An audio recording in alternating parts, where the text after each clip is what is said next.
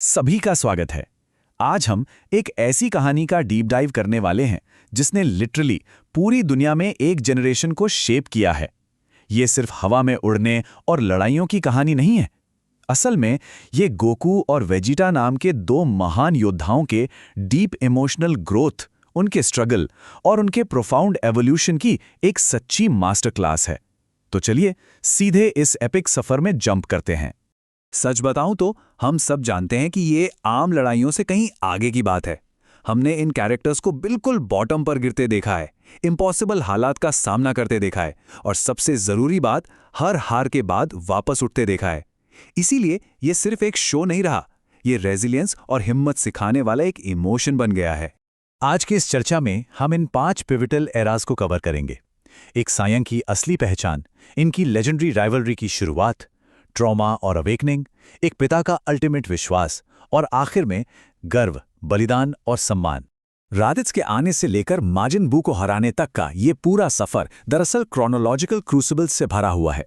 हर नया विलन सिर्फ एक फिजिकल थ्रेट नहीं था, वो एक फिलोसॉफिकल चैलेंज था। इन एक्सट्रीम कॉन्फ्लिक्ट्स और अलग अलग दुश्मनों के खिलाफ हुए टकराव ने ही इन हीरोज की कोर वैल्यूज को फंडामेंटली चेंज किया और इनके अंदर एक ऐसी लास्टिंग मैच्योरिटी को जन्म दिया जो हमने पहले कभी नहीं देखी थी। तो चलिए शुरू करते हैं पहले फेज से, एक सैया की असली पहचान, खून वर्सेस चुनाव। यहां से इस राइवलरी की पहली नींव रखी जाती है। जब रैडिट्स अचानक धरती पर आता है तो वो एक अल्टीमेट ट्रूथ बॉम्ब ड्रॉप करता है। वो गोकू की डिस्ट्रक्टिव हेरिटेज को रिवील करता है। सोचकर देखिए, गोकू जिसे एक एलियन वेपन की तरह भेजा गया था, उसने प्रोटेक्ट करना चुना।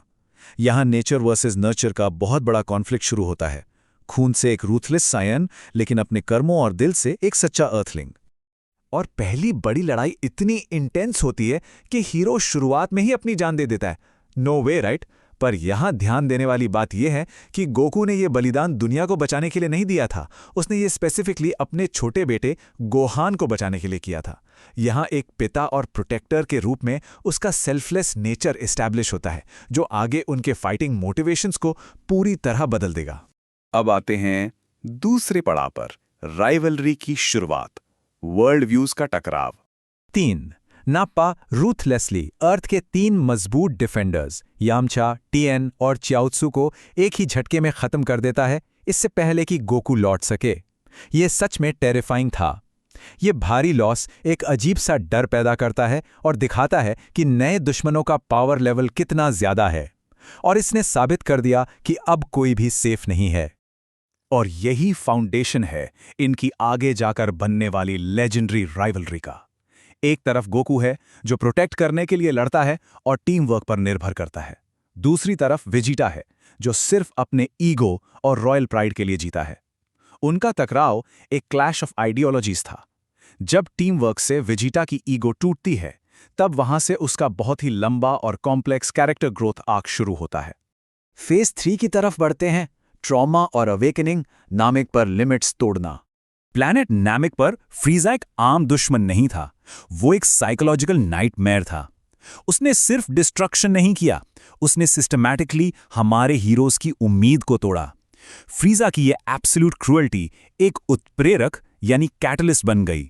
इस लेवल के एक्सट्रीम ट्रॉमा ने एक्चुअली इनकी पर्सनल मैच्योरिटी को एक्सेलरेट किया और इन्हें अपनी फिजिकल और इमोशनल लिमिट्स के पार धकेल दिया। अपने सबसे अच्छे दोस्त क्रिलिन को अपनी आंखों के सामने खोने का दर्द और वो भयानक गुस्सा उस आइकॉनिक सुपर सायन ट्रांसफॉर्मेशन को ट्रिगर करता है। ये रूप किसी जिम की ट्रेनिंग का नतीजा नहीं था दोस्तों, ये प्योर अनअडल्टरेटेड ग्रीफ और एंगर का इमोशनल एक्सप्लोजन था। एक ऐसी ताकत का जन्म जिसने फ्रीजा की क्रूअल्टी का अंत किया और इन कैरेक्टर्स की कोर वैल्यूज को हमेशा के लिए बदल दिया। अब टाइम है चौथे चैप्टर का, एक पिता का अल्टीमेट विश्वास, सेल गेम्स में जिम्मेदारी सौंपना।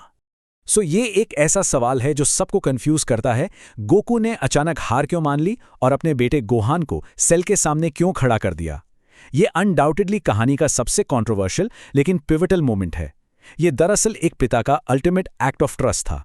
गोकू को एहसास हो गया था कि आने वाली जेनरेशन को खुद लड़ना सीखना होगा। जब गोहान अपनी हिडन पावर अनलॉक करता है और उस इनसेन सुपर सायन 2 के ऑरा के साथ सेल को उस एपिक कामेहामेहा क्लैश में डिस्ट्रॉय करता है, तब जेनरेशनल शिफ्ट पूरा होता है। लेकिन जीत की कीमत थी गोकू का दूसरा बलिदान। पिछली बार उसने मजबूरी में जान दी थी, पर इस बार का सैक्रिफाइस उसके बेटी की ताकत पर गर्व के कारण था। देखा आपने कैसे उनके रोल एज फादर्स उनके पूरे लड़ाई के मोटिव को चेंज कर देते हैं। और अब आखिरी और सबसे एपिक फेज, गर्व, बलिदान और सम्मान, माजिन बू के खिलाफ फाइनल आर्क। यहां वेजिटा का मैसिव इमोशनल ट्रांजिशन कंप्लीटली पूरा होता है। जब वो मार्जिन वेजिटा बनता है तो वो कोई आम विलेनस टर्न नहीं था। वो अपनी फैमिली और अपने अर्थलिंग दोस्तों से इतना प्यार करने लगा था कि वो डर गया था। ये अपने पुराने रूथलेस रूप में वापस जाने की एक डेस्परेट ट्रैजिक कोशिश थी। ये उसका ईगो बचाने की आखिरी फाइट थी, जो इवेंचुअली एक डीपली म्यूचुअल रिस्पेक्ट में बदल जाती है। और यही वो टर्निंग पॉइंट था जिसने उनकी सालों की राइवलरी को रिजॉल्व किया। जब वेजिटा दूर खड़ा होकर गोकू को माजिन बू से लड़ते देखता है और कहता है कि यू आर नंबर 1, तो बॉस वो इस कैरेक्टर की सच्ची जीत थी। उसी म्यूचुअल रिस्पेक्ट के बाद गोकू पूरी अर्थ की एनर्जी को स्पिरिट बॉम्ब के लिए इकट्ठा कर पाता है। ये टकराव, ये लड़ाई अब दुश्मनी नहीं, सच्चे भाईचारे का रूप ले चुकी थी। तो आखिर ये सब इतना क्यों मायने रखता है? क्योंकि ये एपिक कहानी बस फिजिकल फाइट्स के बारे में कभी थी ही नहीं। ये बात है सच्ची दोस्ती, बलिदान, खुद को लगातार पुश करने और चाहे जो हो जाए कभी हार ना मानने की। यही वो कोर ह्यूमन वैल्यूज़ हैं जिनकी वजह से हम इन हीरोज से इतना कनेक्ट करते हैं। हर हार और हर जीत ने इनकी आत्मा को बेहतर बनाया है। आज के इस विश्लेषण को मैं एक आखिरी थॉट के साथ खत्म करना चाहूंगा। सोचिए जरा, कौन सच्ची ग्रोथ को बेहतर रिफ्लेक्ट करता है? क्या वो प्योर हार्टेड वॉरियर जो अपने दोस्तों के लिए बार बार सब कुछ सैक्रिफाइस करता है, या वो प्राइडफुल प्रिंस जो काफी दर्द सहकर धीरे धीरे अपनी ईगो को छोड़ना सीखता है? आपका इस बारे में क्या मानना है? आज हमारे इस डीप डाइव में शामिल होने के लिए बहुत शुक्रिया, और हमें जरूर बताइएगा कि अगला विश्लेषण हमें किस पर करना चाहिए।